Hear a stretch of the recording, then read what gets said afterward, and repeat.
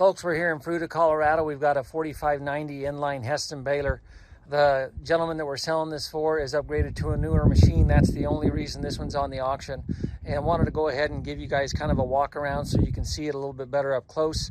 So a lot of times my video will give it a little more justice than just the pictures will. So we'll just kind of start up here on the front. And of course, as all these balers do, we've got a 540 PTO shaft up here on the front. And you can see we've got the single bolt pin that ties it onto the hitch right here. Going right down to the flywheel, you'll see this thing just spins pretty easy, guys. Again, he's emptied out the chamber as you would expect for the winter. And so everything's in good shape up here on the front. When we look down in the pickup area right here, you can see we've got all the teeth right in here. We do have a hydraulic lift for the pickup. And you can see the flighting on the auger is in pretty good shape, actually. You see quite a bit of paint left on this.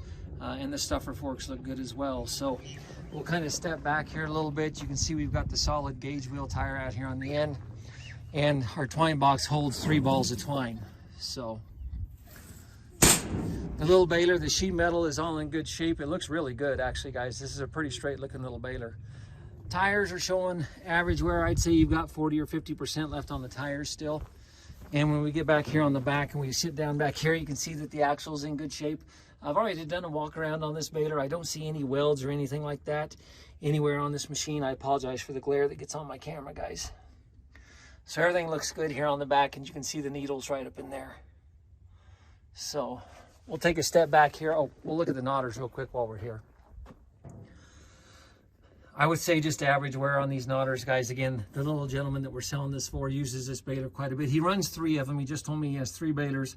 This was his 3rd baler if they had a lot of hay they needed to get through, or if one of the other ones broke down. And again, he's updated to a newer machine, so that's why we're putting it up on auction time. Metering wheel looks like it's in good shape, and I'll come back here on the back and just shoot this up through the bale chamber so you guys can see. And he said he just put new bearings on the plunger. So the plunger has all new bearings. It's got a good cutting edge on it. You should be able to see that in the pictures that I took earlier.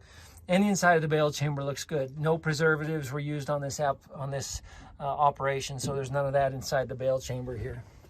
Quarter turn chute looks good. And so we'll come up on the outside again on this side of the baler. And again, just a straight looking little baler, guys. It just looks really good. The paint's good and bright. Now, when he wasn't using this, it was stored under a shed. So this little machine, when it wasn't in use, it did get stored inside of a shed. And every season, as you can see, he cleaned it off and put it away every winter and took care of it like you should take care of a baler. So again, holds 3 balls on each side. And you come over here on this side, and again, just the little baler's in pretty good shape. So you do see that these tines right here are bent down. If I go right here, you can see a little bit better. It's actually not that these are bent down right here. I think actually the ones in the middle where he runs the bulk of the feed through were actually bent up a little bit.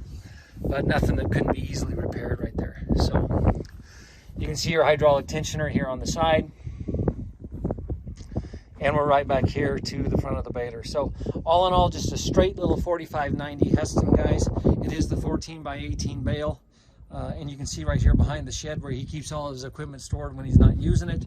So this is going to be a good straight baler. Again, he just went through and put new bearings and a new cutting edge on the plunger. It should be good to go this season.